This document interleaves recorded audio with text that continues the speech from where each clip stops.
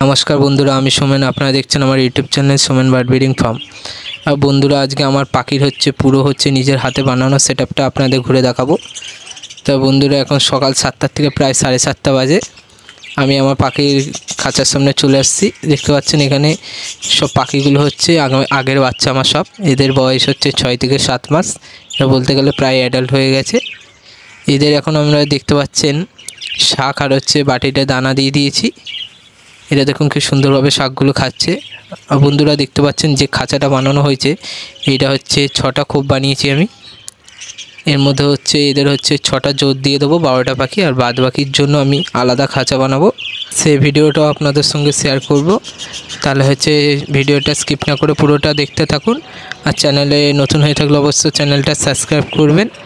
আর বন্ধুরা দেখতে পাচ্ছেন পাশের যে খাঁচাটা আছে, তো এটা দু থাকে, নিচের থাকে দেখুন বন্ধুরা কিছু বাচ্চা বেরিয়ে গেছে, কিছু বাচ্চা এখন হাড়িতে রয়েছে।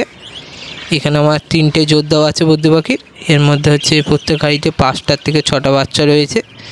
এখানে কিছু বাচ্চা দেখুন শাক খাওয়া শুরু করে দিয়েছে। এরা প্রায় ভালোভাবে খাওয়া শিখে গেলে এদের আমি পাশের খাঁচায় পুরো রেস্টে দিয়ে দেবো। আর বন্ধুরা উপরে খাঁচাটায় দেখুন এখানে কিছু বাচ্চা রয়েছে। এখানে আমার 3টে জোড় দেওয়া আছে। এদের প্রায় 2টো হাঁড়িতে ডিম আছে। আর সামনে হাঁড়িটায় দেখতে পাচ্ছেন বাচ্চা মাথা বের করছে। এখানে প্রায় 5টা বাচ্চা আছে। ওই বাচ্চাগুলো বড় হয়ে বেরিয়ে গেলে ওদেরও আমি রেস্টে দিয়ে দেবো।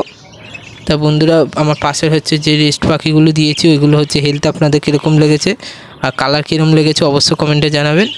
আর নিচে বাচ্চাগুলো কেমন লেগেছে সেটাও বলবেন।